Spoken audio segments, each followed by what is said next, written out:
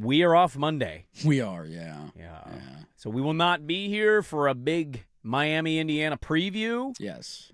We'll get into it a little bit tomorrow, but Dirt and I think we actually tend to agree on this. I don't mind talking about an upcoming matchup. We're going to do it the divisional round. Yes. But I infinitely love reacting to what we watched, more so than saying, what's going to happen? Because we have no idea what's going to happen. I give you my thoughts. But you will hear that game right here on the fan. Yes, you will. 3:30 pregame, 4:30-ish kickoff. And there's no Ducks in it this year. We know that because of what Indiana did to Oregon. Well, what happened? Did it go poorly? You want to pull the cuts back up? I'm already on it. It's already the 2026 season. I don't know what the hell you guys are talking about. The portal closes tomorrow. The portal's done. We're moving on. Spring ball starts in a couple of weeks. Let's go. Yes, it does. And the reason for optimism, despite maybe not finishing the season the way they wanted, was yesterday on SportsCenter around 11:15 a.m., I believe it was. 11:30 on the dot, I know. I was charging my car at a Target parking lot watching SportsCenter on my phone.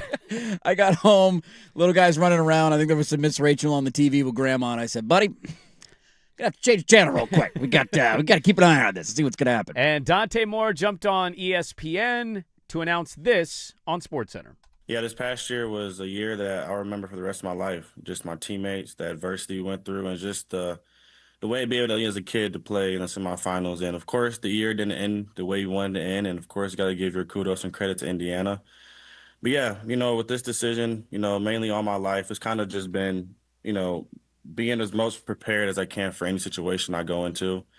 And when it comes to me just making my decision, of course, I want to feel most prepared and, this is best for my situation, especially as a quarterback. And with my decision, it's been very tough. I prayed a lot about it, talked to many people, my mentors, and people I just look up to. And with that being said, of course, I'll be coming back to Oregon for one more year and being able to play for the Oregon Ducks and, of course, reach our goal and be national champions. So he, much like many others, Dirt yesterday. I am pumped for this. I'm a new man. Yes!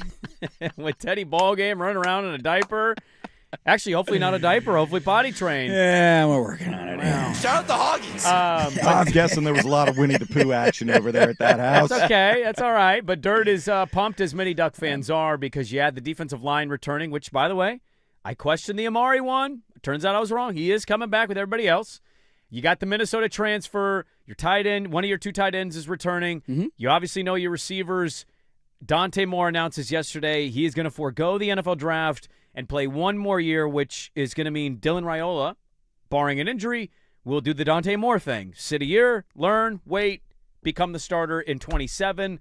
But massive news, and I'm going to say this because I looked up the odds for the futures. We don't have them yet because we haven't had a title winner yet. Yeah.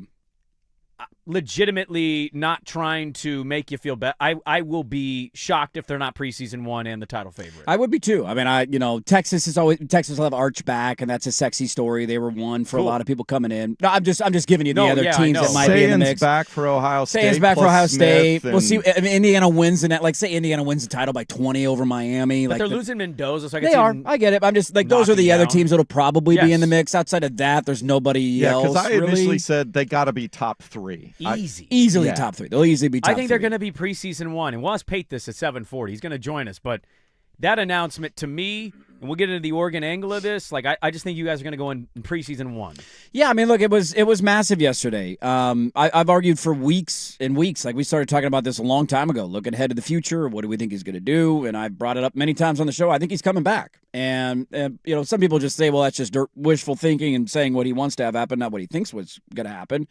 But the reality of it is, about halfway through the year, there's rumblings down in the building, and there have been for a long time, that there's been a belief internally at Oregon that he's going to be back for another year. Not that he looked Dan Lanning in the eye and say, I will be back, coach. That just the way things were going, the conversations they were having, there's been a belief for a long time internally that he was going to be back. And so that's usually where I base it. If I hear something like that, I'm going to relay that information, and I've argued for a long time. I think that he will be back, and I also... There's two other things that, like, people who are surprised by this that I would just kind of laugh at. One, I think there's two different blueprints to it. The first one is he's already done this. 2 years ago, Dante Moore had the ability to go be a starting quarterback at a number of big-time schools and make millions of dollars. His in-state school, he's from Detroit, Michigan. Who was Michigan's starting quarterback 2 years ago? I forget the You can't even tell me his kid. name because they were terrible and they couldn't complete a forward pass. Was it Orgy? Orgy played a couple of and then games. who was the white kid? I can't behind even him? remember his name. That's how bad they were. Still somehow beat Ohio State, which is wild. He could have been the starting quarterback in Michigan. They wanted him to be the starting quarterback in Michigan. Yeah. He said no. He decided to come to Oregon. He wanted to wait a year. He didn't feel like he was ready. So you already had an instance on hand of him making this decision of, you know what? I think development is best for me. I need a year. And clearly it worked out because if I would have told you in August we were laughing about Dante Moore turning down $50 million as a lock to be the number 2 overall pick, you would have called me an idiot. Because when Jake Butt gave us that thought in September, we were like, what? He's a lock to be a top 10 pick? And now those same people who were laughing at that take are saying, how can you turn this down and be the number 2 overall pick? So there was already that blueprint. And then the other one was when the Raiola stuff started to heat up, there was very quickly a twist in the message of Dylan Raiola is looking at Oregon. Dylan Raiola is going to go to Oregon. Yeah. And then right as that was starting to bubble over, it said he's willing to sit behind Dante Moore for a year. I thought that's a done deal. There it is right there. And so I wasn't surprised in the least, but you still need to hear it out of the horse's mouth. And we got it yesterday. And boy, oh boy, buddy, the 2026 will be one of the most anticipated Oregon seasons in a long time. And I cannot push back at all on the idea of it's the title or bust. Todd McShay, I wanted to listen to some of the draft fallout reaction. Like McShay did a surprise emergency pod after Dante announced, and he kind of echoed what you said. He didn't cite the game, but he made it seem like somewhere around the northwestern part of the schedule. Yeah, it's pretty early in the year. Who do they play after? Their next home game after Northwestern is kind of what he hinted at. He basically talked to scouts, and scouts knew his parents, and all of the intel was like, even at that point, his name is heating up. He's in the Heisman race. Even at that point, almost all the scouts that were regularly going to Oregon to scout him were getting the intel, oh, no, he's going to come back. Yeah. Because I think he is a smart enough kid to, you mentioned the quarterbacks who got like 20 or fewer starts. It's not a good list. It's not a good list. The outlier is Cam Newton of that list, and for obvious reasons. But and Tannehill had a good career, but he was never a franchise guy. Took him a while, though, to really get that thing going and a new change of scenery. But that was the intel at that point. So to your, like, hey, you think he's going to come back? That's because there really was a lot of noise about it, and people close to it, following it, scouting it, all had this reason to believe that, like, everybody in his circle were saying he's going to come back.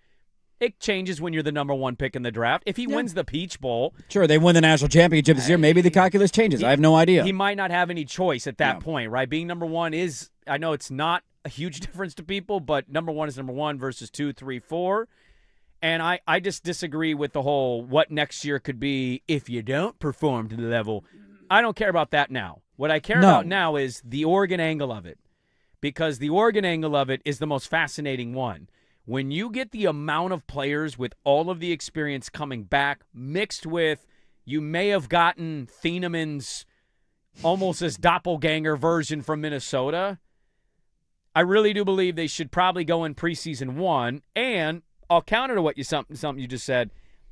I remember the Marcus year, the last Marcus year. Mm-hmm. The guy who came back, by the way. How'd that work out for him? I don't want to memory hole it, but to me, the amount of money, and it's a much different landscape than that, but like the amount of money they have to be spending for this roster. Oh, yeah. Every year they do. Mixed with getting to the semis this year, in a year that a lot of people weren't sure they could do it, that this was the rebuild or retool, however you want to phrase it. Yeah. This is, without a doubt, next year, that is going to be there is no reason they shouldn't win the title for people. Yeah. That's going to be the takeaway from Duck fans. That's going to be the takeaway from the pundits. And so I think you go in next year, and every year is pressure for Oregon. Yes. But next year, especially because of the experience, they're going to go in with people thinking, we're winning the title.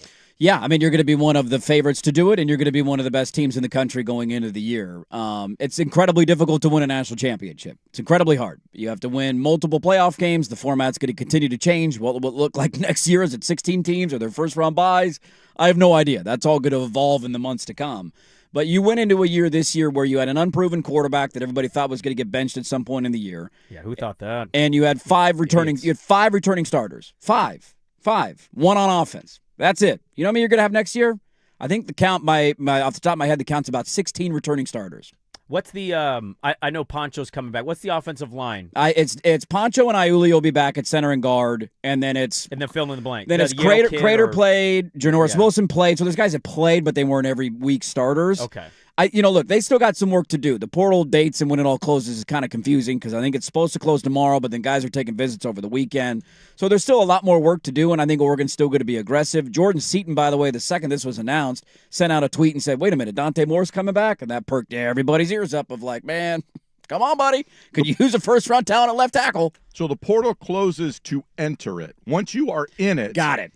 Okay. Then you can date to sign. choose. Other than the title teams, right? The title teams have extensions. So the title teams will have 10 days, like starting the day after the title game. Yes. So there's a little bit leeway there. So there's some room. They're going to be super aggressive, and they got needs on their roster still because their depth has been hit. But you just look at it on a surface level of.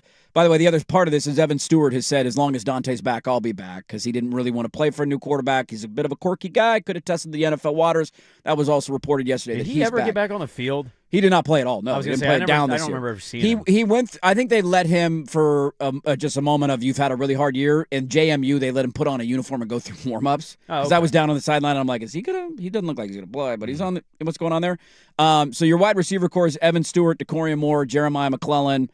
That's just tip of the iceberg. Your running backs, who are two dominant freshmen, are both back this year. Yep. You might have the number one tight end in the country next year, and Jamari Johnson. He's going to be in the running. Came on like a freight train. You're returning your entire starting defensive line. You have a freshman All-American at corner in Finney. Your other corner is a redshirt freshman in Obadegwu. Aaron Flowers is a redshirt freshman starting at safety for you all year. All of your linebackers, Sans Betcher, are back for next season. Yep.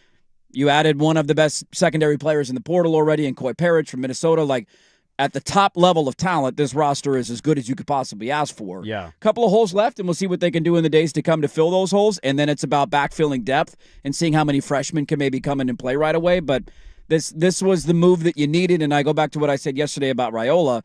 He was an insurance policy just in case. Because if you lose Dante, then you're left wondering what the hell are we going to do. And we'll see if Raiola gets $10 million thrown at him in the next couple of days. Because there's still teams out there that are very desperate for quarterbacks. I was going to bring that up in the next segment. We can carry this over, though. Oregon getting Dante Moore back and how you feel, your expectations. If you're a Duck, you're a green and yellow fan, I'd imagine you're thinking first natty.